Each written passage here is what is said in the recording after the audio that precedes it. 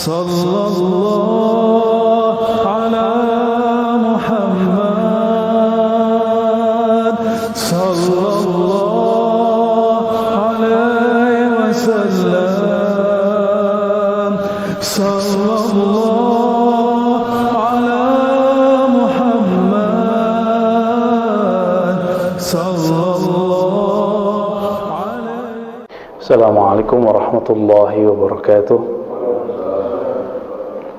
Alhamdulillahilladzi ja'ala al-hayata ad-dunya la'ibun wa lahwun wa zinatun wa tafakhurun bainana wa takathurun fil amwali wal awlad.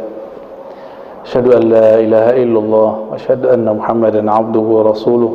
Allahumma shalli wa sallim wa barik ala sayyidil wujud sayyidina Muhammad wa ala alihi wa ashabihi wa li baitihi wa dhurriyyatihi ajma'in.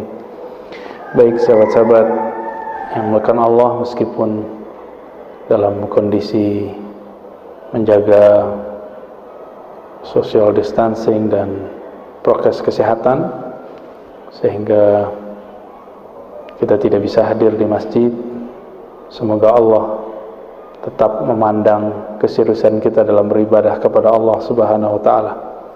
Karena Allah, innallaha yanzuru ila qulubikum, Allah memandang kepada dalam kalbumu. Jika pergi ke masjid membuat was-was, maka sebaiknya di rumah, ya.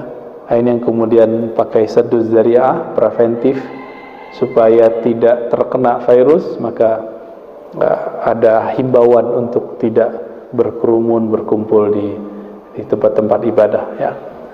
Jangan parno, ya, jangan memakai konsep konspirasi tidak pada tempatnya, lalu mengatakan bahwa oh ini sengaja untuk membuat masjid sepi. Tidak, teman-teman. Ini terjadi di semua agama.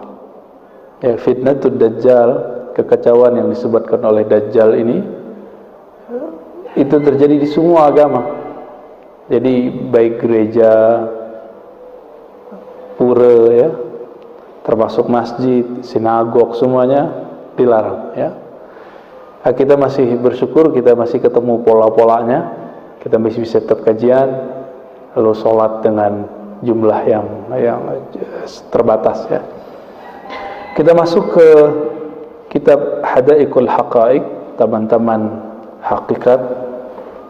Hakikat itu jika dikumpulkan, ujungnya adalah ma'rifatullah, mengenal Allah Subhanahu wa ta'ala.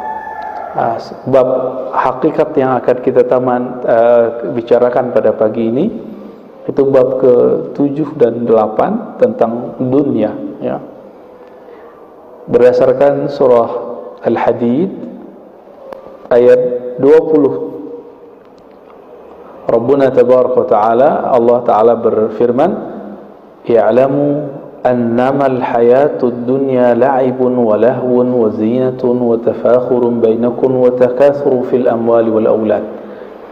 Jadi ada pemberitahuan, ya'lamu, ketahuilah oleh kalian, hanyalah dunia itu, hayat, ya, kehidupan dunia itu. Dunia secara bahasa artinya dekat atau rendah. Dekat atau rendah. Bisa juga diartikan hina, ya. Ngapain saja kita di dunia ini sudah dibuat dan gak akan keluar dari patron ini atau fitrahnya dunia. Apa itu? La'ibun. La'ibun artinya main-main, ya. Orang main-main ada bosannya gak? Ada. Tapi asik gak di awal? Asik. Maka la'ibun ini menghasilkan kesenangan tapi tidak tenang, ya. Walahun sedagurau, ya, nggak serius. Nggak tahu nih lockdownnya, ini belum lockdown lah, ya. Apa istilahnya Ustaz? PPKM ya. Aduh, ribet juga istilahnya. Di Malaysia terlain lagi istilahnya. Ya, PPKM apa aja deh. Yang penting itu, ya, pembatasan. Ya, entah ini serius atau tidak, kita nggak ngerti. Dulu ketika baru kena nomor 1 itu Depok. Tegangnya bukan main.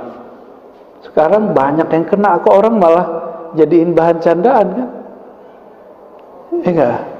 Masjid sepi, supermarket biasa. Walaupun mal-mal ditutup ya, atau dibatasi. Ya, tapi nanti tempat ibadah semua agama terkena. Jadi bukan hanya agama kita, agama Islam ya. Jadi jangan pakai otak konspiratif yang enggak sempurna. Konspirasi itu ada ilmunya, ada teorinya, dan jangan terjebak pada hal-hal yang isinya sampah-sampah otak ya, sampah-sampah berita. Apalagi isinya dunia, wazinatun, perhiasan. Kita suka perhiasan nggak? Mulai dari baju, pakaian ya, semua. Apalagi perhiasan yang ada di tubuh, termasuk perhiasan bentuknya rumah, pernak-pernik rumah. Makanya kalau benerin rumah ada ujungnya nggak?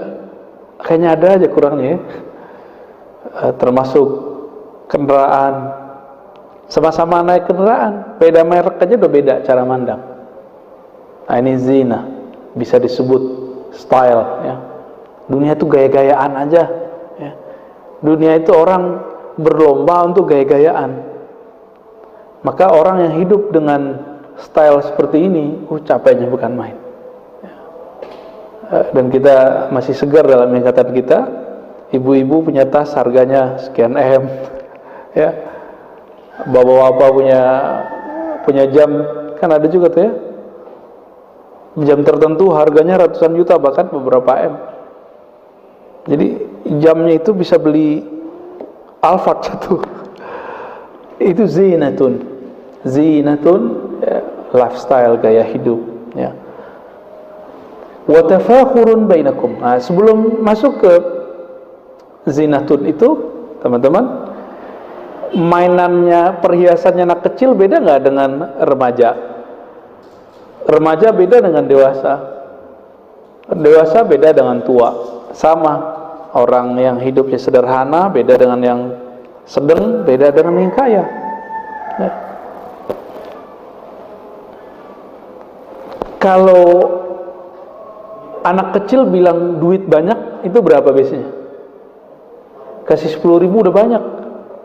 Tapi kalau seumuran antum nih, walaupun cuma berapa orang nih, ini bilang banyak berapa Pak? 1 M. Wah kayaknya nggak puas juga di 1 M ya.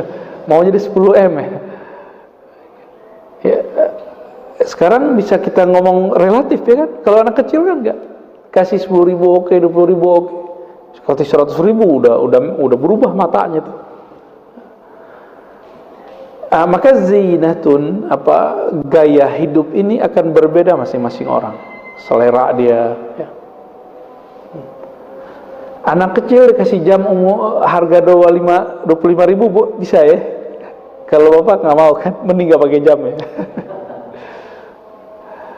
Kacamata aja ada stylenya Pak, mulai dari harga 300 sampai 3 juta sampai ya puluhan juta, masya Allah.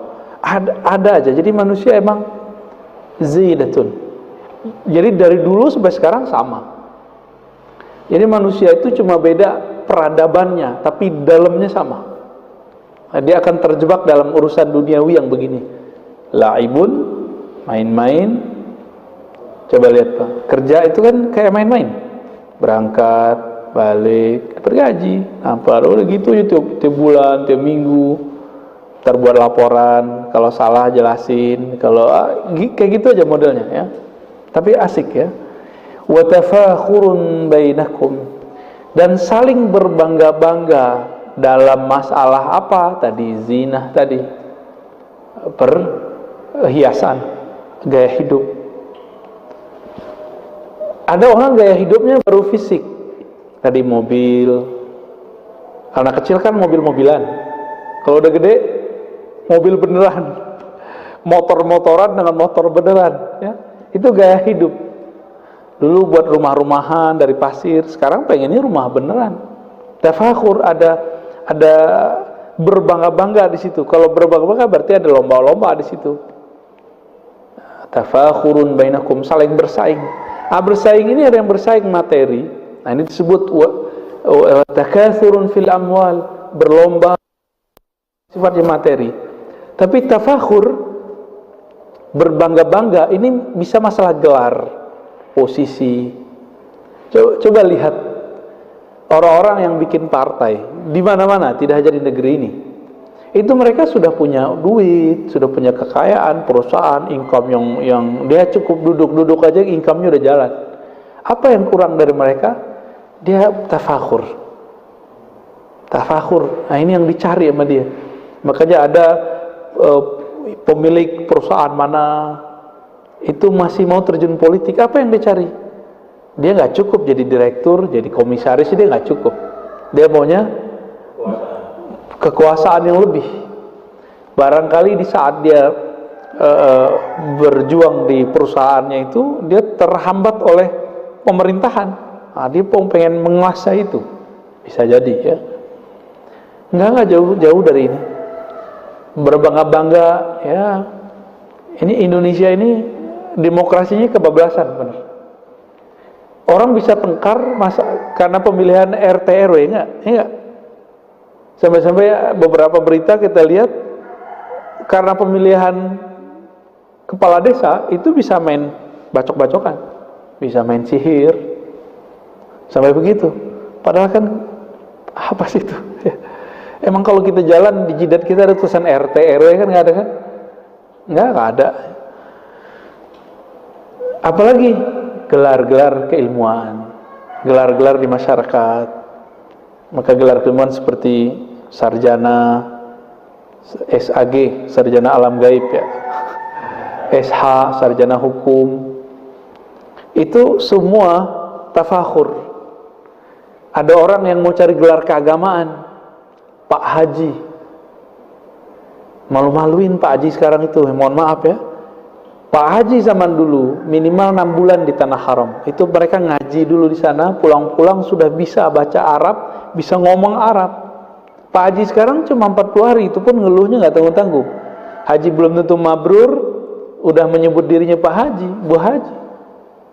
Tafakhur. Nanti dapat nggak? Dapat. Paling nanti dia dipanggil Pak Haji, Bu Hajah. Belum lagi nanti gelar doktor, kiai, itu semuanya tafakhur. Maka jangan heran, ada pernah suatu masa di negeri kita branding ustadz tertentu supaya disebut kiai, dia buat pesantren semu,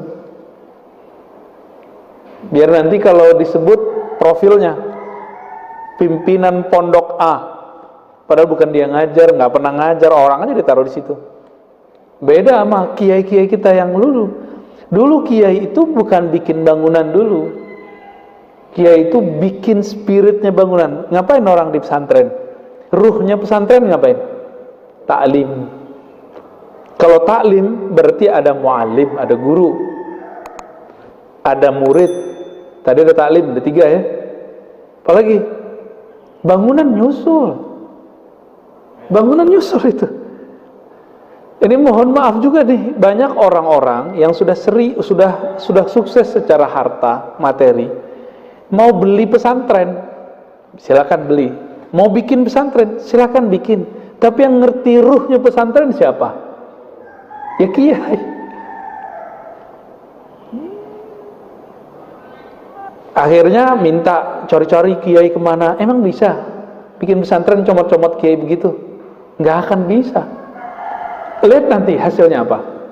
Pesantren, kiainya dicomot dari mana? Itu si pemilik, owner, itu ngerasa dia berhak ngatur-ngatur. Apa yang terjadi? Si kiai nggak nyaman, pasti ganti. Begitulah nanti.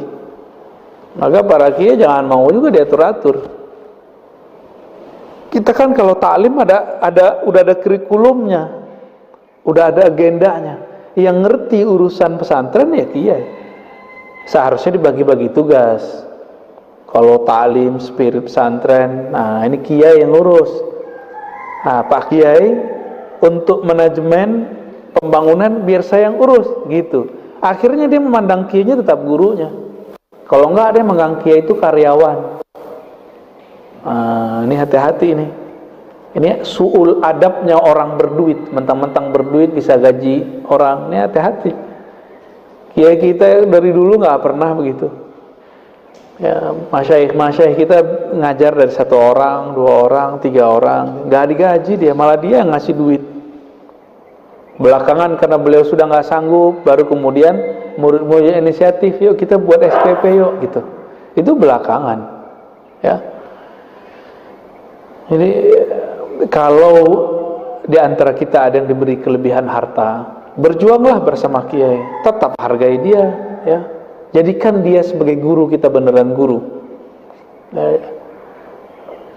Baik. Semoga banyak yang tersungging, ya.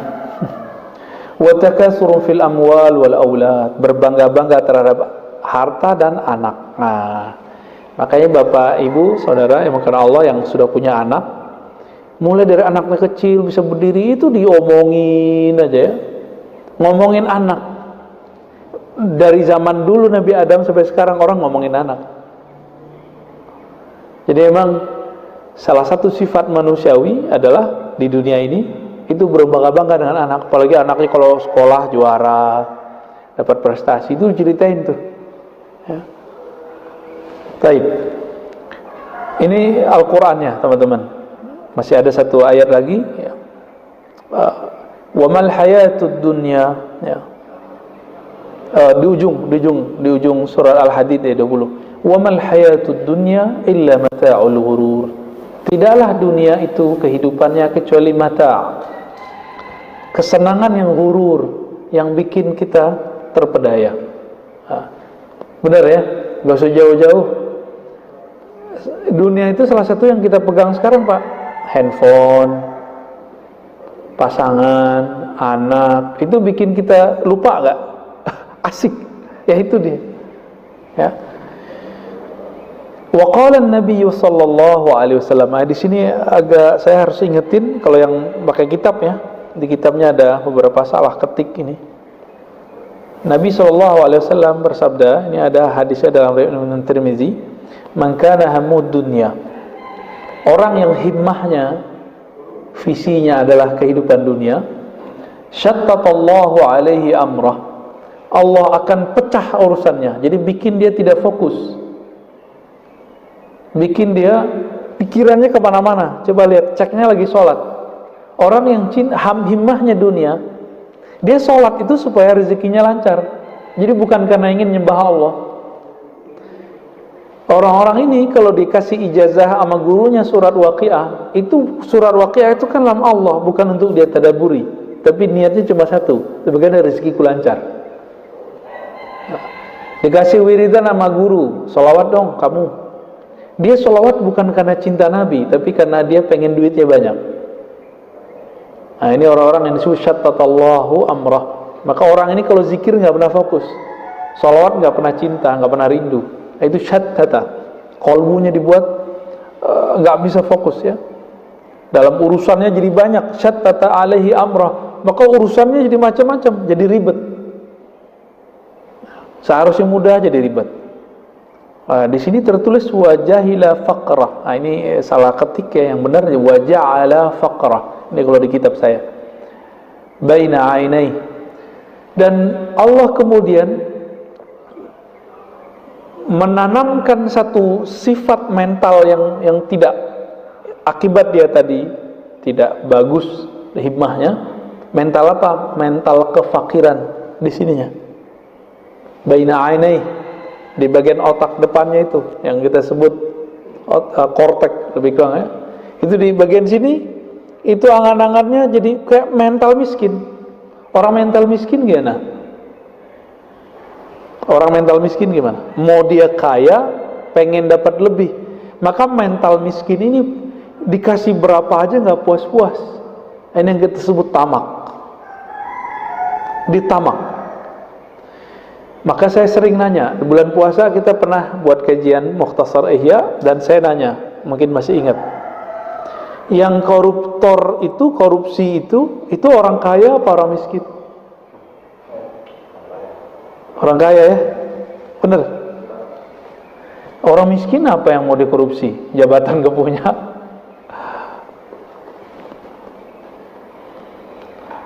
Jadi ada penyakit orang yang cinta dunia. Apa penyakitnya? Fakir, mental fakir, mental miskin. Jadi miskin itu penyakit mental kalau dalam ilmu kerohanian. Ya. Sedangkan kaya itu adalah anugerah yang dalam jiwa. Ya. Al-ghina ghinan nafs.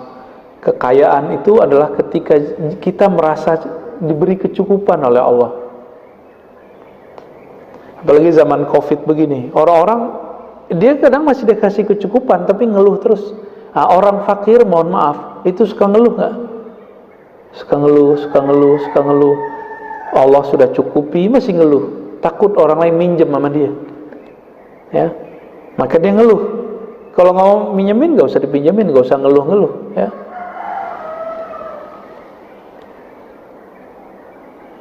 Walam ya'tihi minha illa ma kutiba lahu, illa ma kataba lahu. Dan Allah tidak berikan dia dunia kecuali yang sudah ditetapkan bagi dia. Berarti sebatas dia usaha, segitulah dia dikasih.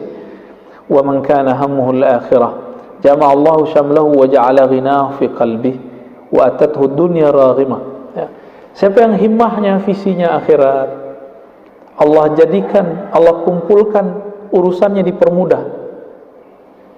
Pikirannya pun jadi ringan ya. Wa ja'ala ghinahu fi qalbihi. Lalu kalau tadi kefakiran itu mental yang ada di sini angan-angan,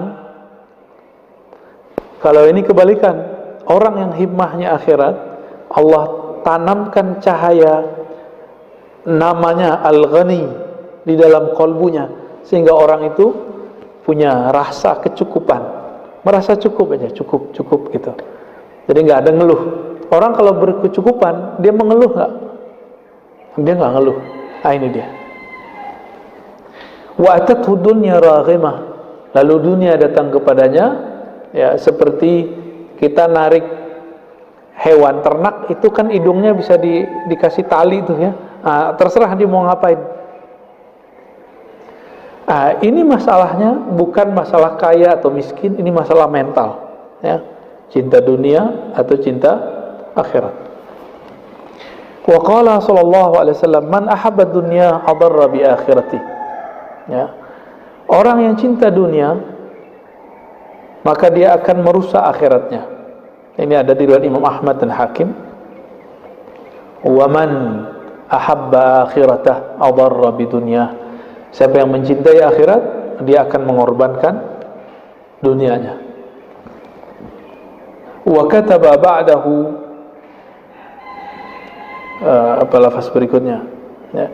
Fa'atharu ma yabqa ala ma yafna. Fa'athiru ya. Maka dahulukan apa yang kekal terhadap yang fana. Yang kekal yang mana? Yang akhirat ya.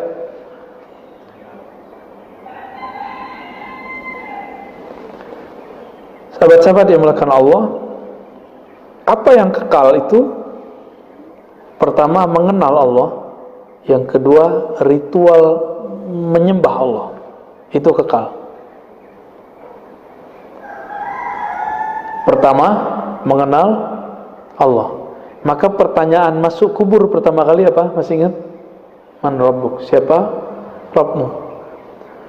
Artinya orang ketika bangun nanti di alam kubur, Bapak nih, kita kalau bangun di alam kubur nanti, itu seakan-akan kita bangun tidur, nggak nyadar kalau sudah mati. Kapan sadarnya? Kalau ada mungkar nakir nanya. Kalau mungkar nakir nanya baru. Kalau di hadis Imam Nasai itu disebutkan jika orangnya soleh yang bertanya ini wajahnya bagus. Kalau yang nggak soleh wajahnya kayak pocong gitu Pak. Jadi apa yang paling menakutkan dalam diri kita ntar datangnya seperti itu. Baik.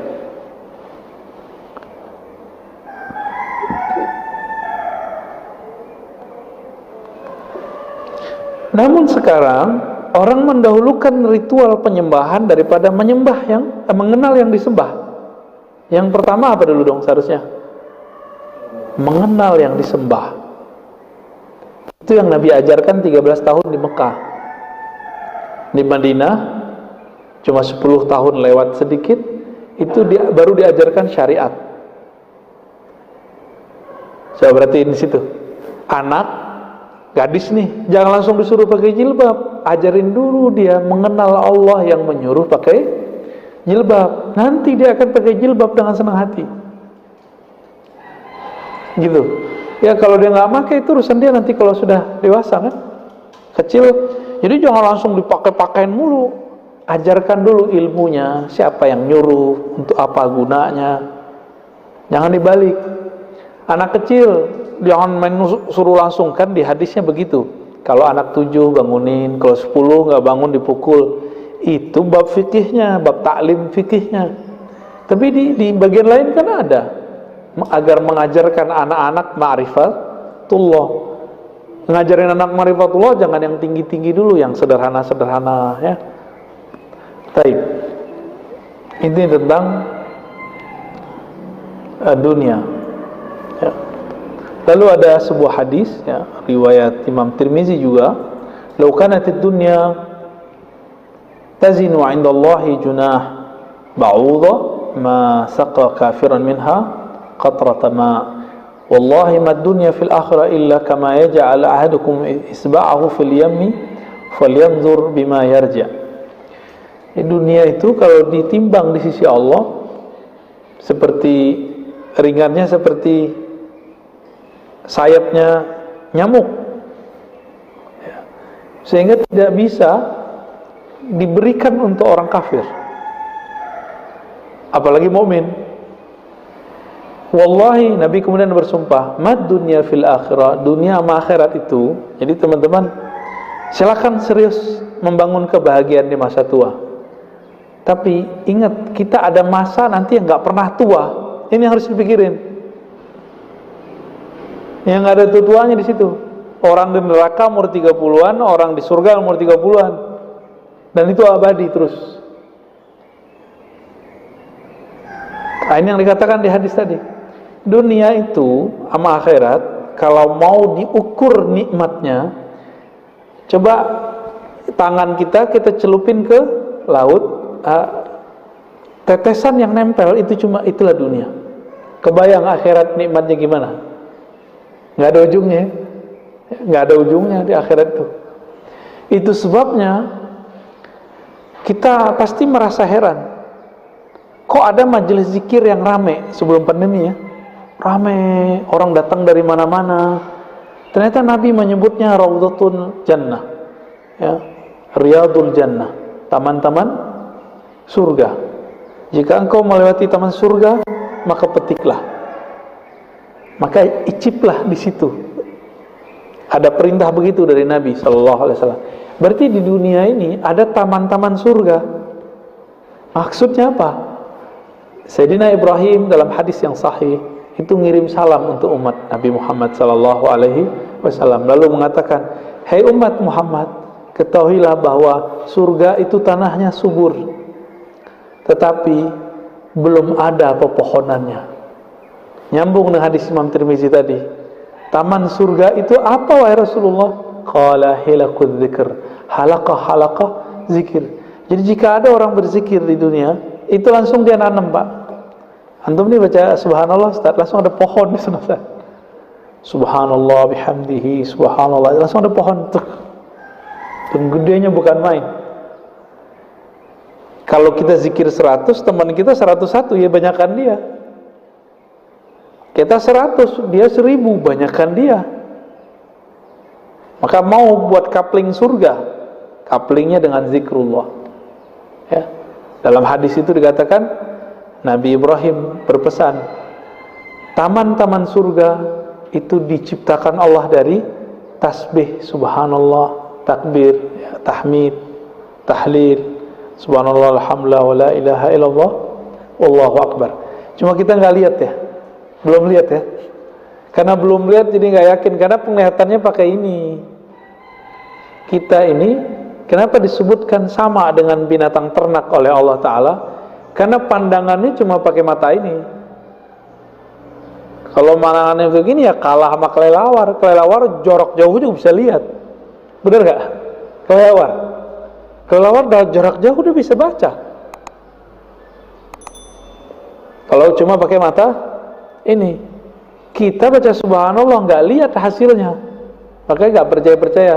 Itulah sebabnya kenapa orang mau macet-macet ria nih sebelum pandemi, masa pandemi sama, mulai dari jam 7 sampai jam 9 itu macet di jalan, nggak takut kena covid. Macet-macet di MRT, di bus, orang nggak takut. Tapi untuk duduk sejenak baca la ilaha illallah, atau ketika dia antri itu dia baca subhanallah, itu kayaknya sulit nyarinya. Hari ini manusia lebih senang yang bisa terhibur telinga, maka pada pakai headset, dengerin musik terus. Ya kita nggak melarang orang dengerin hiburan. Tapi kalau seorang mukmin, hiburan basicnya apa? Menyebut nama Allah Subhanahu wa Ta'ala. Ya. Jadi kalau antum hitung nih, kita sebenarnya cinta dunia apa akhirat sih?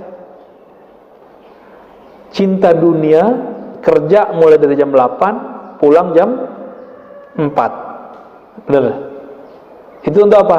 Biar bisa bikin rumah, bisa beli mobil, anak-anak bisa sekolah, bisa makan enak. Dunia nggak tuh? Itu penting. Oke, sekarang minimal ada backup lah untuk akhirat. Pagi sebelum berangkat zikir nggak? Pulang zikir lagi nggak? Zikir di luar sholat wajib loh ya. Sholat wajib itu terlalu standar lah untuk seorang yang soleh. Itu aja ya. Setelah ini riwayat-riwayatnya kurang sahih. Ada satu yang bisa dipakai. Hubbud dunya ra'su kulli khatiyah. Cinta dunia adalah awal pokok dari semua kesalahan. Gitu. Kenapa ada orang di dunia ini ria? Ria itu pengen dipuji nggak? Pengen dipuji itu duniawi nggak? Duniawi juga. Rusak nggak amalnya? Allah sebut fawailul lil musallin, celaka bagi orang yang salat ya. Baik, bab tsamin, bab yang ke-8 fil amal, mengenai angan-angan. Ini pendek kok, jadi kita baca dikit aja. Kata beliau Imam Syamsuddin Ar-Razi, "I'lam anna al-amala huwa ar-raja." Dalam bahasa Arab ini unik, ada amal pakai ain, ada amal pakai hamzah. Apa bedanya? Kalau amal itu aktivitas real. Kalau amal pakai a itu angan-angan doang. Jadi kerja itu angan-angannya doang. Bukan otaknya yang bekerja, bukan angan-angan. Oke, bisa bedain? Contoh, wah saya pengen bangun rumah nih, ntar begini, itu angan-angan namanya. Kalau orang kerja gimana? Jadi langsung dia kerja, dia nabung, jadi. Waduh, pengen umroh nih, zaman-zaman sebelum pandemi kan ada musim. Kita setiap hari itu Indonesia 5.000 sampai 10.000 bahkan lebih orang berangkat umroh. Setiap hari itu. Visanya tuh sono semua tuh, hotelnya. Nah, sekarang bisa dibayangkan, Saudi bisa krisis Pak, Saudi sekarang. Minyak udah dikit, orang pergi umroh udah jarang, cuma di dalam aja kan. Kita masih punya beruntung Pak, kita setiap bulan, setiap beberapa bulan tertentu, itu kalau dihitung perputaran duit di negeri kita masih lumayan, 55 sampai 60%. Jadi kalaupun resesi kita masih kuat. Ekonomi mikronya ya, wallahu alam, nanti tanya ke ahli-ahli ekonomi. Tapi secara makro udah banyak tumbang ya. Kita nyaksiin lah teman-teman kita yang tutup buku, tutup perusahaan, banyak banget. Nah itu yang disebut tadi laibun walahun, ya main-main aja, ada yang naik, ada yang jatuh. Suka-suka Allah lah main Lego. Dunia ini Legonya Allah Subhanahu wa Ta'ala. Apa kata beliau? Al-amala huwa ar-raja. Angan-angan itu pada dasarnya adalah harapan. Wa ta'allaqal qalbu bil baqa. Wa ta'allaqul qalbi bil baqa. harapan-harapan, angan-angan ya.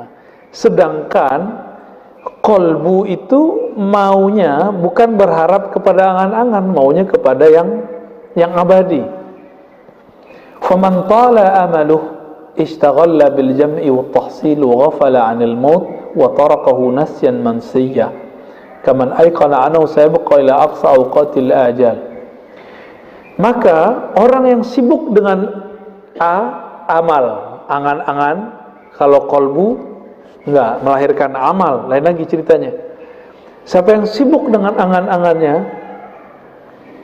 maka ujung-ujungnya hidupnya apa? Fulus. Semua orang butuh fulus, semua orang butuh duit, tapi jangan jadikan itu tujuan gitu. Apa bedanya orang yang menjadikan harta itu tujuan?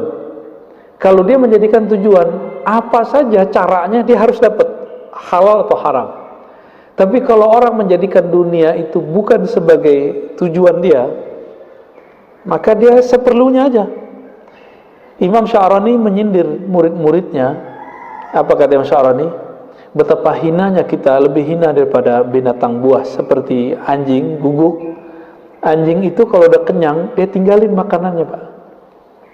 Dia nggak pernah bawa pulang ke kandangnya terus mengatakan, ini untuk esok, saya tabung dulu nggak ada.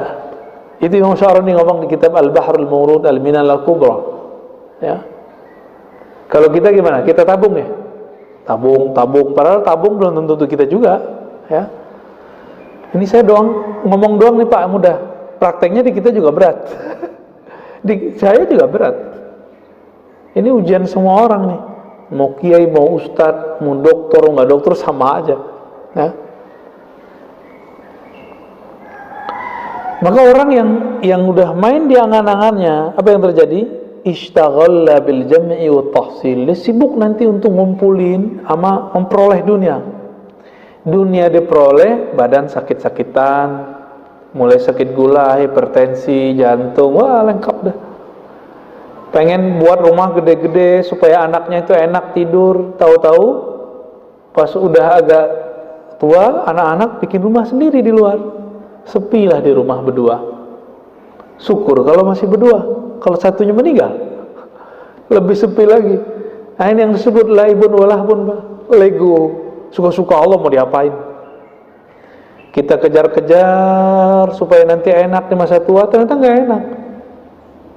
Coba tanya sama orang pensiun, bapernya tinggi-tinggi. Bapernya tinggi-tinggi, nggak ditelepon anak, ditelepon anak nggak diangkat, itu perasaannya Masya Allah. Padahal secara materi udah cukup. Ya. Wa ghafala 'anil maut, dia nanti lupa daripada kematian. Wa tarakahu nasyan mansiyah, ya, lalu meninggalkan mengingat maut.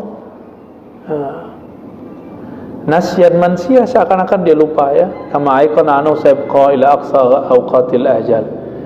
Tahu-tahu lagi asik-asik nyari, kena Covid, mati, kan? Benar ya? Ini sekarang udah banyak kan, lebih cepat penyebarannya, ya? Lebih cepat penyebarannya, Pak. Jadi orang-orang yang sehat hari ini, kita nggak tahu kalau di dalam dirinya ada komorbid. Apa yang terjadi? Sekarang kena, besok udah meninggal. Itu agak cepat nih, ukuran COVID-nya agak cepat. Masih pasang status kemarin di Facebook. Sekarang udah nggak ada, udah dikubur. Nah ini udah mulai muncul nih. Nanti ada virus mungkin lebih dahsyat dari ini. Kena mati gitu. Nauzubillah min dzalik. Nauzubillah min dzalik, ya. Ada satu hadis, maknanya ada dalam Sahihain, ya, ada dalam lafaz Imam Muslim. Yashib ibnu Adam, ini ketinggalan lamnya di kitab ini. Walam yashib minhu khoslatani al-hirsu wa tulul amal. Manusia beruban, rambutnya dari hitam memutih, tapi ada dua hal yang tidak berubah dari manusia, nggak menua. Al-hirs, apa arti hirs? Semangat, keinginan ini dan itu. Ini mohon maaf nih, laki-laki umur 30, laki-laki umur 60 itu nafsunya sama, Pak, nafsu. kekuatannya beda, ya, kemampuannya beda, tapi keinginannya tuh nggak jauh beda. Itu hirs. Laki-laki umur 30, 40, laki-laki umur 60, senangnya sama duit sama bersih, nggak jauh beda, ya. Itu hirs. Dan yang kedua apa? Tulul amal, panjang angan. Saya udah pernah cerita, guru saya ngajak murid-muridnya yang sudah berumur 70, paling muda 60, 65, paling muda tuh. Jadi murid-muridnya rata-rata seumur sama beliau 80-an, 70-an, paling muda 60-an. Diajak belajar zikir. Apa kata murid-muridnya yang tua-tua ini? Abuya, Kiai, nanti aja kalau udah tua. Dia lupa kalau dia sudah tua. Karena keseringan ngomong dari umur masih muda, nanti aja belajar zikirnya kalau udah tua. Terulang, dan saya dengar langsung, Pak. Ini belum lama, sekitar 3 tahun lalu lah. 4 atau 3 tahun lalu. Guru kita bilang, ayo belajar zikir yuk sama anak muda nih gitu. Apa yang terjadi? Saya kaget denger itu. Nanti aja tua Buya gitu. Di sana kan kalau kiai panggil Buya ya. Beliau agak marah, agak kesel gitu. Apalagi nih kalian udah tua semua umur 60, 70. Kita juga kaget. Udah keriput, udah giginya udah jatuh semua lah. Temennya udah separuh mati, Pak. Itu majelis saya masih ingat, masa saya masih remaja dulu, itu majelis rame. Tersisa waktu kemarin itu cuma 15 orang, dan mereka belum merasa tua. Benarlah kata Rasul kan, tulul amal, panjang angan-angan, merasanya masih mau hidup panjang nih. Nah, di ujung kan kalimat disebutkan gitu, aiqana annahu sayabqa ila aqsa awqatil ajal. Dia masih berpikir dia umurnya masih lama gitu. Udah Covid begini, reuni yang sudah umur 60, apa katanya? Ntar kalau Covid berhenti kita ngumpul lagi ya.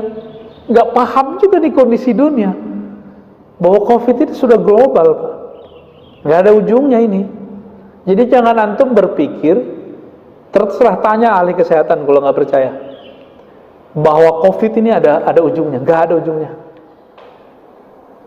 Dulu ada prediksi negara akan mampu menanggulangi sekian tahun, paling cepat 6-7 tahun. Nggak ada. Ribet, mikirnya udah ribet. Negara kita ada ngutang vaksin, diam-diam aja kan negara kita biar kita nggak panik.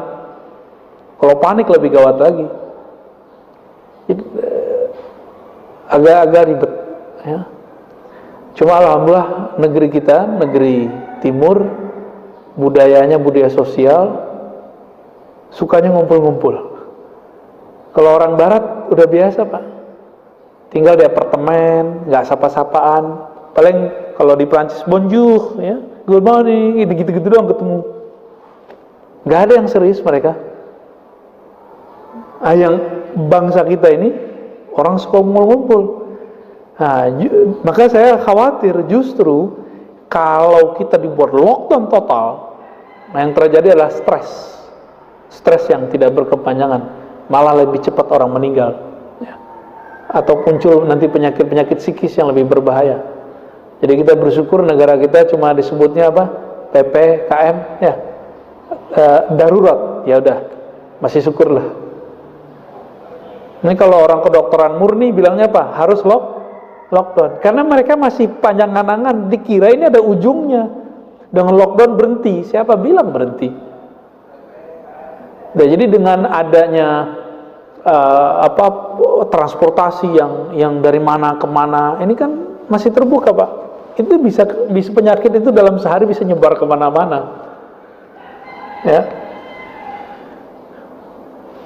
Maka Nabi SAW mengatakan, inna akhwaf ma akhafu ala ummati al-hawa wa tul amal. Yang aku khawatirkan kepada umatku bukan miskin, bukan syirik. Nabi gak khawatir umatku kuat-kuat akidahnya.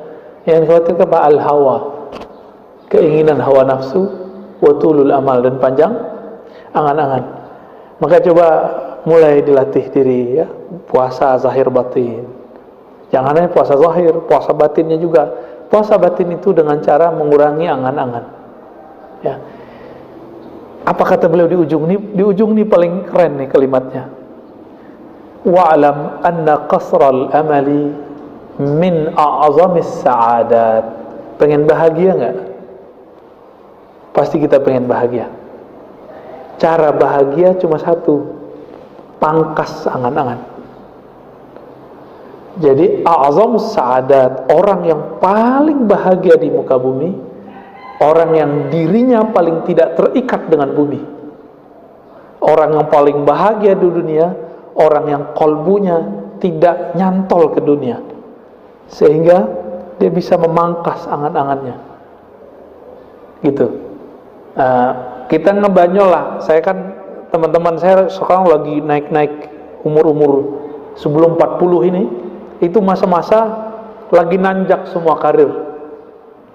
Beberapa kawan saya ngomong gini, aku kalau nggak punya utang, itu kayaknya hidup nggak ada tantangan, nggak ada bergairah bekerja.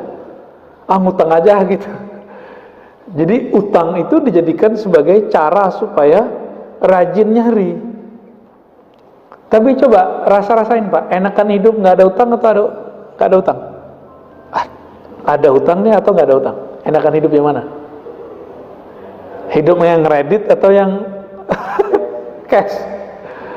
Secara kolbu nih kita nanyanya, bukan secara semangat nyari. Pasti kita pilih yang tidak berutang. Cuma teman-teman kita pengusaha buat kaidah hadis pengusaha, hadis at-tajir, apa kalamnya? Inna dain minad din. Berutang itu bagian dari agama katanya. Berutang bagian dari iman. Jadi mereka itu agamanya agama mencari hidup itu dengan cara berhutang dulu. Itu konsep hidupnya, ya. Ya terserahlah, silakan dilalui hidup begitu. Tapi Nabi SAW, kita lihat baginda Nabi SAW menghindari hutang.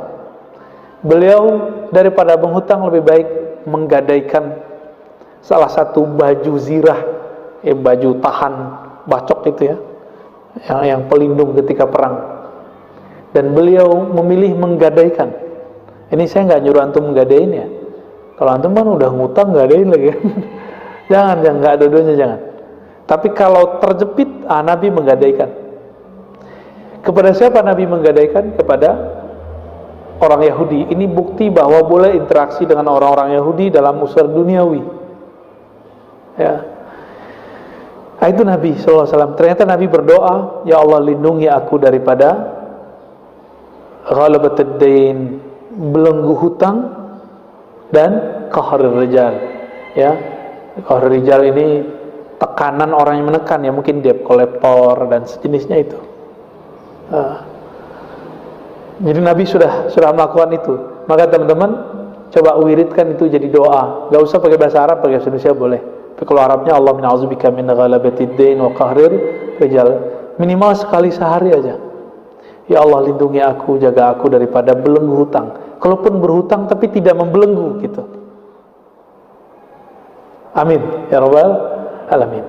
Kira-kira itu teman-teman. Kalimat inti di kitab ini ada di ujung tadi. Jika ingin bahagia, maka pangkas angan-angan. Jangan banyak pikirkan dunia. Jalani aja hidup di dunia. Kerja ya kerja, tapi jangan nyantol hati pada tempat bekerja. Baik. Khalas Ustaz, cukup.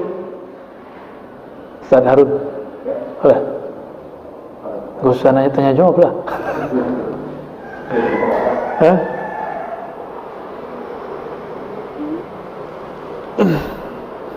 Ada satu pertanyaan Ustaz di online. Taib. Itu dibacain.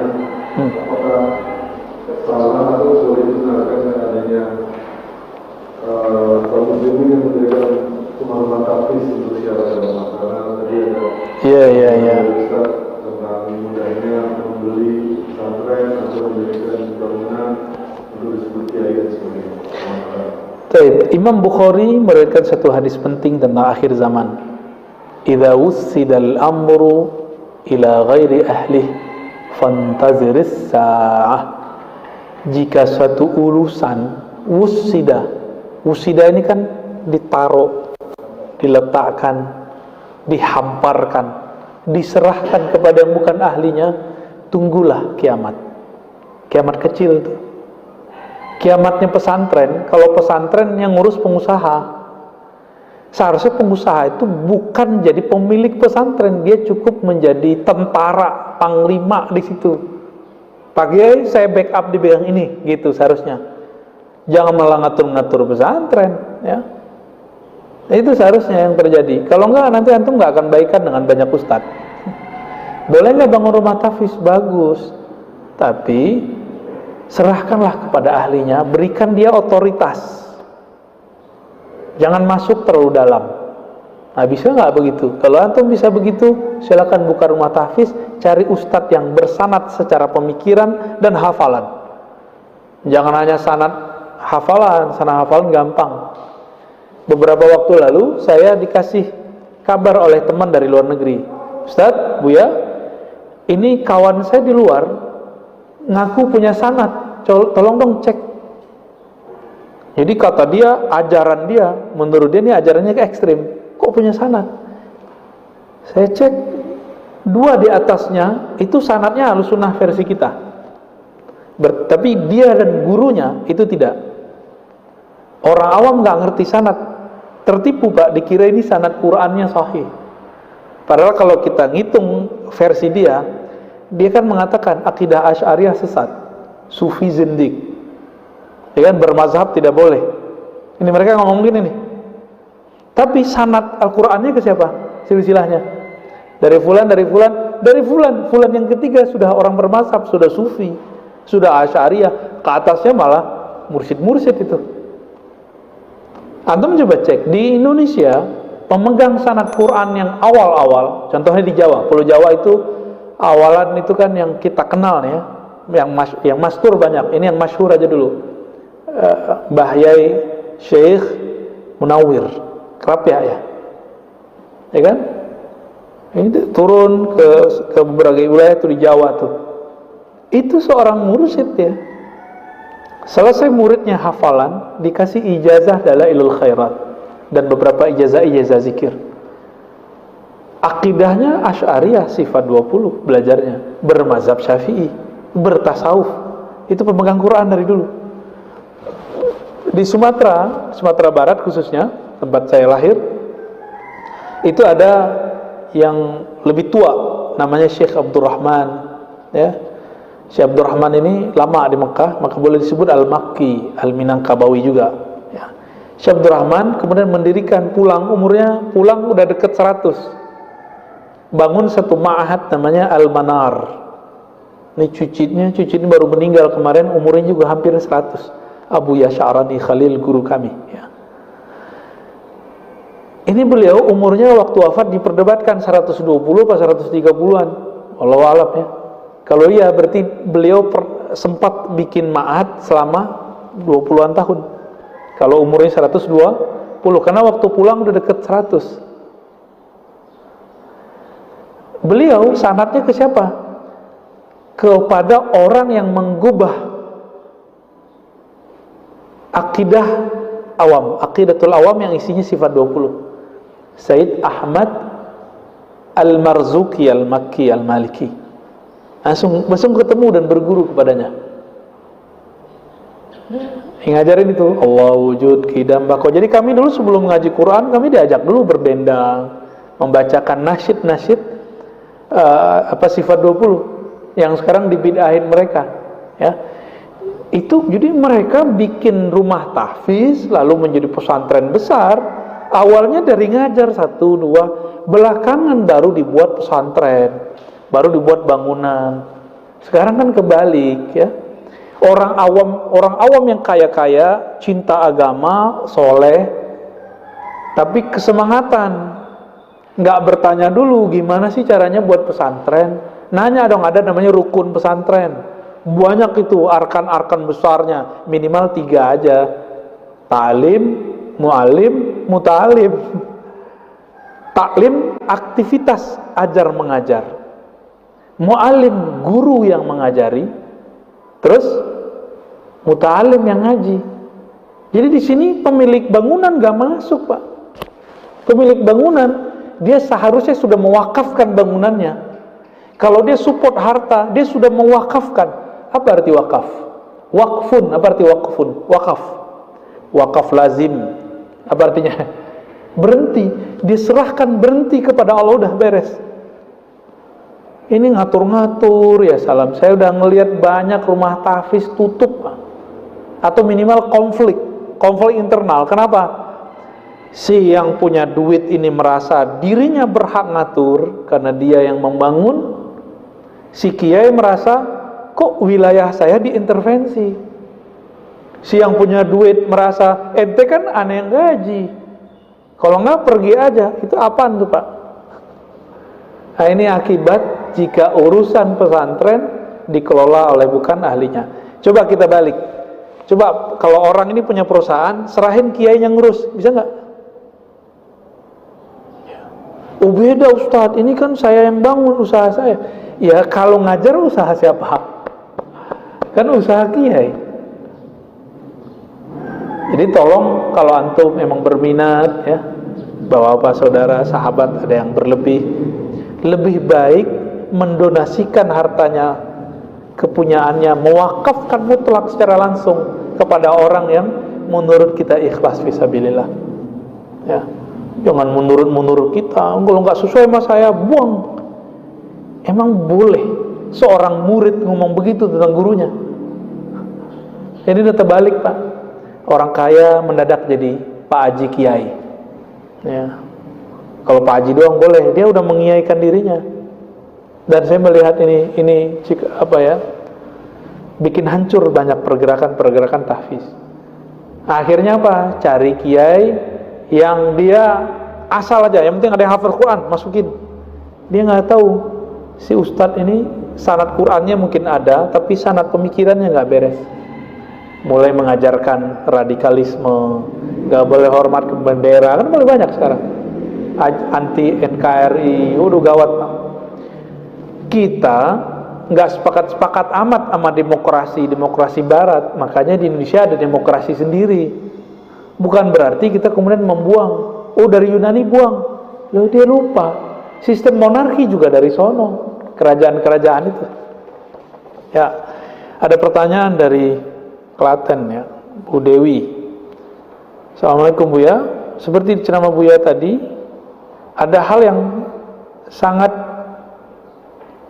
menjadi motivasi, yang memotivasi saya, bahwa dalam diri kita ini ada sifat hewan ternak, hewan buas. Nah pertanyaannya, ilmu tauhid af'al tentang menyatukan zat dan sifat itu benarkah menjadikan kita manusia seutuhnya? Waduh, nyambung kemana nih? Enggak, ini dua hal yang beda. Untuk membersihkan manusia dari sifat hewan ternak yang tamak dengan sifat hewan buas yang bengis, pemarah, emosional, pendendam, ini dengan tazkiyatun nafs, dengan membersihkan sisi kejiwaan kita, nafs kita. Itu disebut dengan riyadhah, latihan. Keseriusannya disebut dengan mujahadah. Diulang lagi. Jadi antum itu belum disebut mujahadah kalau belum istiqomah. Jadi apa ciri-ciri orang yang mujahadah? Sungguh-sungguh istiqomah. Kalau riyadhah latihan doang, biasa. Riyadhah itu artinya latihan berulang-ulang. Tapi kalau nanti ada saat tertentu diuji keistiqomahannya, bisa istiqomah atau tidak ya. Bagaimana dengan kaitannya dengan ilmu tauhid af'al ya, tentang menyatukan zat dan sifat? Oh jangan ya. Tauhid itu menurut ahli ma'rifatullah itu ada 4 macam. Tauhid asma, tauhid terhadap nama Allah. Namanya banyak, tapi yang punya nama satu. Jadi al-wahdah fil kathrah. Allah itu esa dalam keragaman namanya. Ada nama Allah yang terpancar di tumbuhan, muhyi, mumit, ya. Maka dia hidup, ada yang mati. Ada nama Allah Pak di badan kita ini. Sifatnya hayat. Itu Allah percikkan ke dalam diri kita. Disebut nafakhtu fihi min ruhi. Aku tiupkan bagian dari rohku. Di situ ada sifat-sifat. Itu titipan dari Allah Subhanahu wa taala. Lalu zat, itu beda lagi. Sebelum sampai ke zat, pertama tadi apa? Nama. Yang kedua af'al. Tauhid af'al memandang dalam keragaman perbuatan kejadian di duniawi, semuanya bersumber dengan itu terjadi karena izin Allah. Saya mau tanya, berkali-kali saya tanya nih, ini COVID ini bagian dari perbuatan Allah enggak?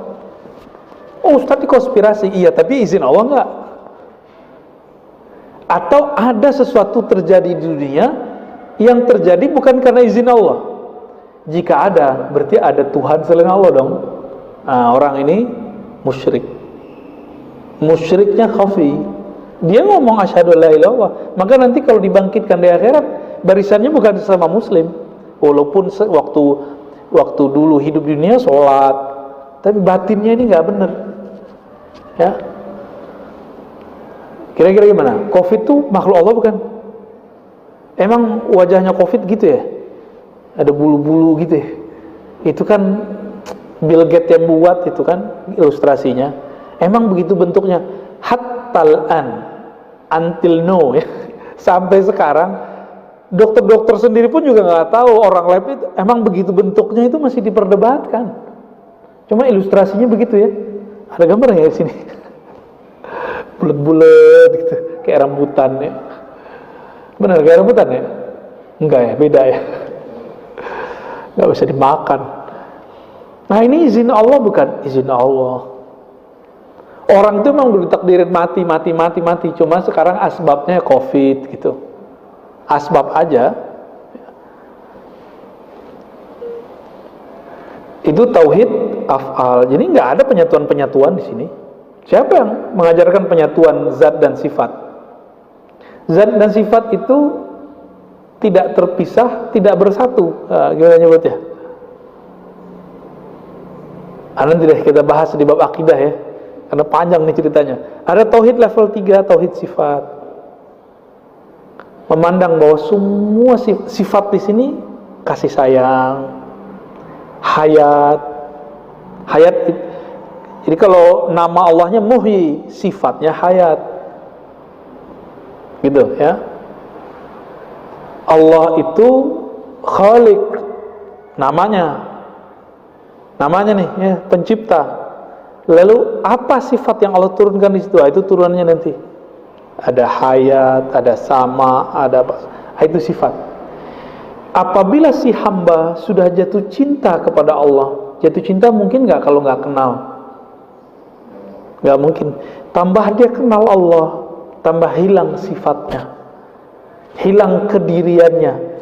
Maka tauhidus sifat ini sudah tauhid tertinggi untuk tataran wali-wali Allah. Inilah yang disebutkan di dalam hadis Imam Bukhari. Ini bukan ngada-ngada loh ya. Antum ada ceritain begini dikira ini ngarang-ngarang, nih bukan. Ini yang dulu yang diajarkan oleh Syekh Abdul Somad Palembani, warisan dari ulama Madinah Syekh Muhammad bin Abdul Karim Samman. Murid yang lain yang juga berguru kepada Syekh Abdul Somad. Jadi Syekh Abdul Somad ini umurnya panjang, jadi asisten guru sekaligus. Muridnya Syekh Muhammad Arsyad Al-Banjari, Nafis Al-Banjari, ya, Mukhtaruddin Palembani. Itu mereka semua ngambil ilmu dari Syekh Abdul Somad dan gurunya Syekh Abdul Somad. Siapa? Muhammad bin Abdul Karim Saman. Masa di Betawi itu ada namanya Rotib Saman. Cuma sekarang tinggal rotibnya doang, zikirnya udah hilang, ma'rifatnya sudah hilang. Mengajarkan ini Pak. Ada yang cuma ngajarin sampai tauhid asma, ada yang ngajarin sampai tauhid af'al, menganggap tauhid af'al udah paling tinggi ya. Ya tergantung apa yang dia rasakan. Ada yang tauhid sifat. Di Sahih Bukhari dia katakan, jika aku mencintai hambaku, maka aku ganti sifatnya. Kuntu sam'ahu alladhi yasma'u bi. Dia memandang bukan dengan pandangan dia lagi, tapi sudah dengan pandanganku. Kalau kita memandang udah jarak 1 kilo bisa lihat gak? Ini 500 meter aja udah kelihatan kecil. Tapi kalau memandang dengan basornya Allah gimana? Nah itu tauhid sifat namanya. Ini sudah, kalau wali ini makamnya sudah kutub, poros. Kutub itu semi-semi mujtahid. Jika di fikih mazhab, mujtahid boleh bikin mazhab sendiri, kira-kira kutub ini sudah boleh buat thariqat sendiri deh. Itu sebabnya thariqat banyak, sebagaimana mazhab itu banyak. Karena kalau wali sudah sampai di makom itu, dia punya izin, punya sin untuk merumuskan. Muhammad Rangga Maheswara, ya. Apa kategori orang berilmu yang boleh mendirikan pondok? Orang berilmu yang dia punya guru, diizinkan gurunya, diperintahkan gurunya. Minimal gurunya bilang, ente pulang ajarin orang, itu udah izin. Itu udah izin bikin pondok namanya. Apakah salah dengan kondisi sekarang ini, dengan maraknya pondok tahfiz? Kita senang sih ada orang buka pondok tahfiz. Cuma yang kita khawatirkan apa? Karena yang megang pondok tahfiz ini bukan orang yang punya sanad keilmuan ahlus sunnahnya tidak jelas tadi, maka dia akan boleh saja dia ngaku dia ahlus sunnah. Di situ muncul indoktrinisasi anti nasionalis. Maka antum nggak usah pura-pura nggak tahu lagi. Sekitar kita banyak pondok tahfiz yang ngajarin anaknya nggak boleh hormat ke bendera, ya kan? Nggak usah pura-pura nggak tahu lah, ya. Saya juga nyaksiin tuh banyak banget. Nggak ada upacara bendera, ya. Yang nggak wajib sih secara agama, tapi ini kan secara nasional wajib. Kenapa kalau di jalan kita taat sama apa lampu jalan, marka jalan, tapi di sekolah kita nggak taat? Kesusupan. Jadi silahkan buat rumah tahfiz, tapi tahu posisi kita. Kalau perlu minta ke Kerapia sono, Pangandaran, ke Kudus, Bahaya Arwani, itu kan murid-muridnya banyak. Minta ke sono referensi. Nanya ke ahlinya. Saya punya kelebihan nih Pak Kiai, pengen ada rumah tahfiz, gurunya yang terjamin. Tapi cari nama dia. Gitu modelnya. Jangan inisiatif sendiri, ya. Lalu mencari yang sesuai dengan pemikiran kita, jangan. Langsung kalau udah ketemu isyarat kalau dari guru, langsung akad wakaf. Ustadz, ini saya sudah wakafkan, tertulis, kita buat nanti semacam support. Tapi pastiin dulu, ya. Jangan sampai kesusupan. Ini penting sekali. Kita kaget sekali anak kecil udah berani bentak orang Kudut. Itu neraka, bid'ah katanya. Ya. Dulu anak saya Pak diajarin ngerapatin saf, yang nggak rapat safnya di pesantren, dia bilang neraka, gitu kaget kita kan? Karena pernah begitulah, pernah dapat guru yang begitu. Dulu kan saya juga sama. Dulu pernah lama nggak hormat ke bendera. Mulai dari kelas 3 SMP Sanawiyah, saya udah nggak, kelas 2 udah nggak hormat ke bendera. Jadi saya mengerti Pak, pemikiran ini saya mengerti, makanya saya berani ngomong, ya. Baik, Hari Surya Putra. Bagaimana kita mengajarkan anak kepada Allah secara sederhana sesuai kemampuan anak itu, ya?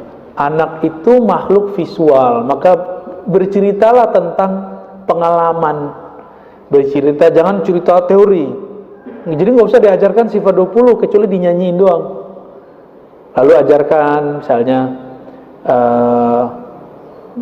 Allah itu nama yang menciptakan, yang membuat bumi, langit gitu. Nah, kita tunjuk tuh nih. Nanti kita kasih pertanyaan, Dek. Jadi siapa yang buat langit? Siapa yang buat bumi? Nanti dijawab Allah. Minimal masuk dulu tuh. Masuk dulu.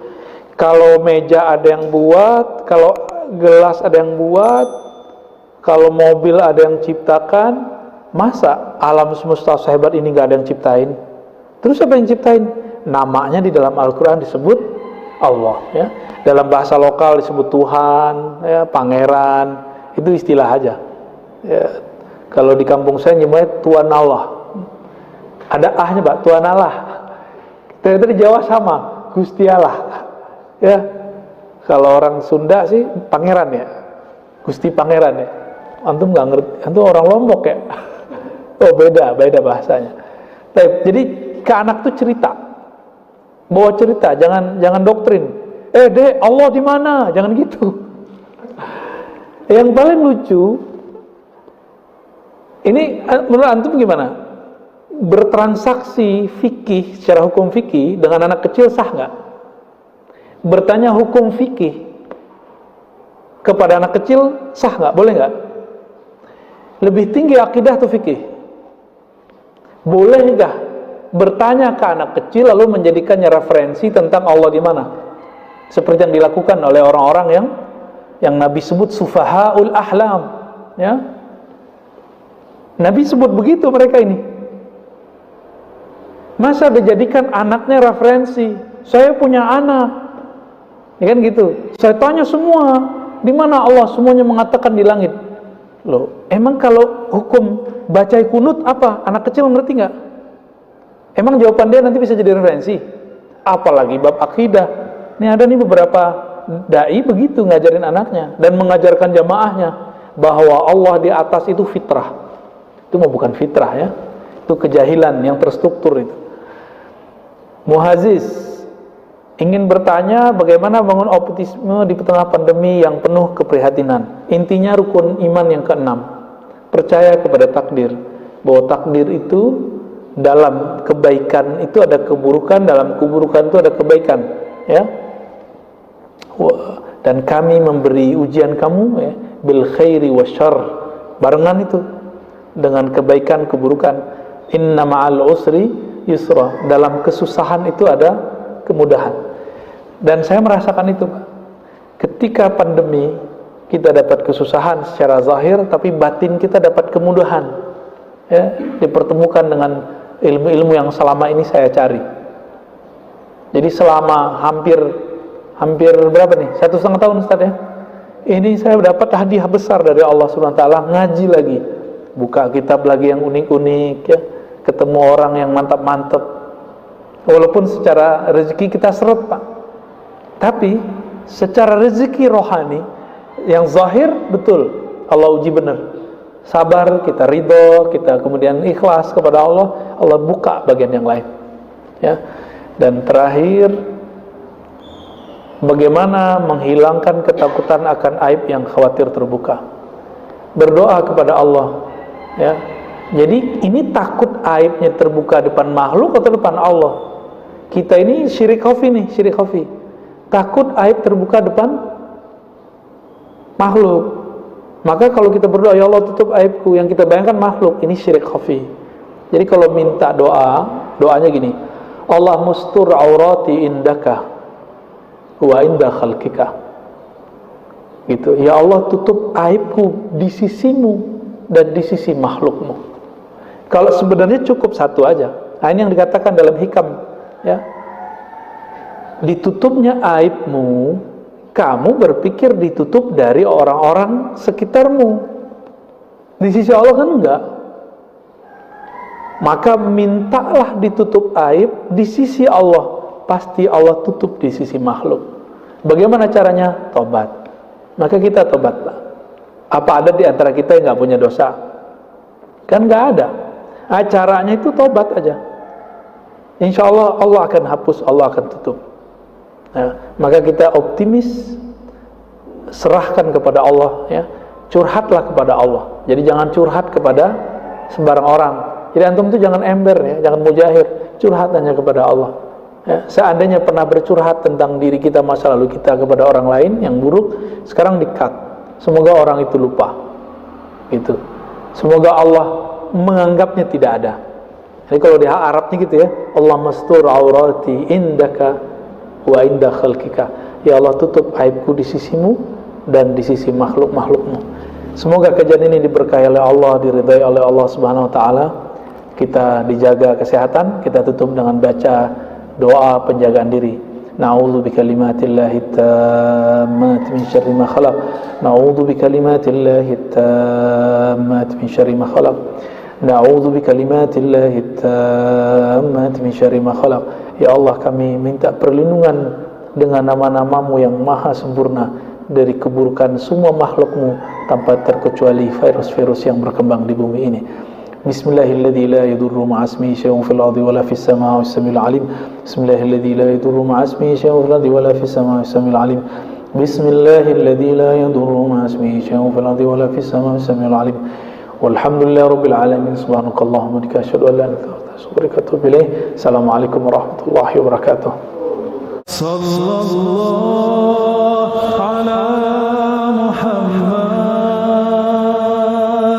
sallallahu alaihi wasallam, sallallahu